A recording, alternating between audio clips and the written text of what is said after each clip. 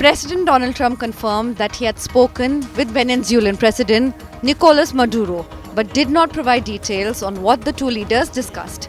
Earlier, Trump said the airspace above and surrounding Venezuela should be considered closed in its entirety, but gave no further details.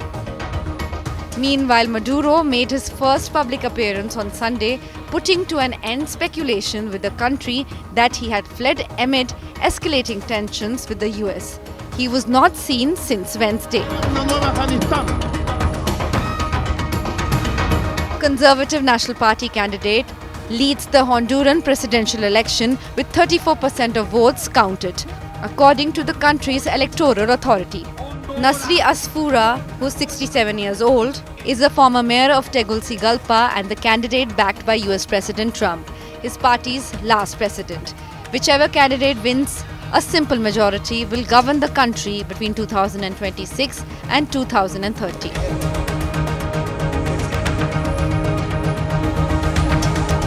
Protesters rallied outside Israeli President Isaac Herzog's private residence, demonstrating against Prime Minister Benjamin Netanyahu's request for a pardon in his corruption trial before a verdict was reached. In a letter, lawyers for Netanyahu argued that criminal proceedings were hindering his ability to govern and a pardon would be good for Israel.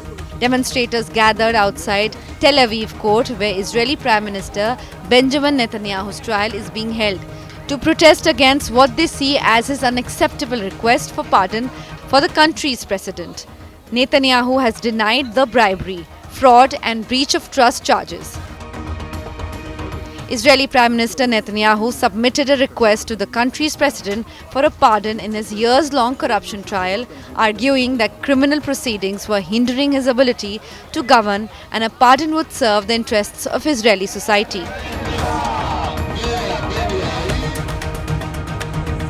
A Bangladesh court sentenced British parliamentarian and former minister Tulip Siddiq in absentia to 2 years in jail in a corruption case involving the alleged illegal allocation of a plot of land.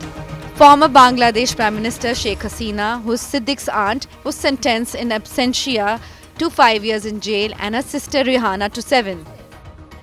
The court said all three were fined 100,000 taka each, and failure to pay will result in additional 6 months in prison.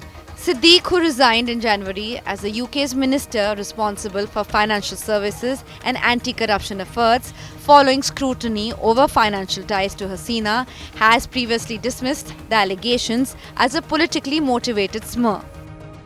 Britain does not have an extradition treaty with Bangladesh.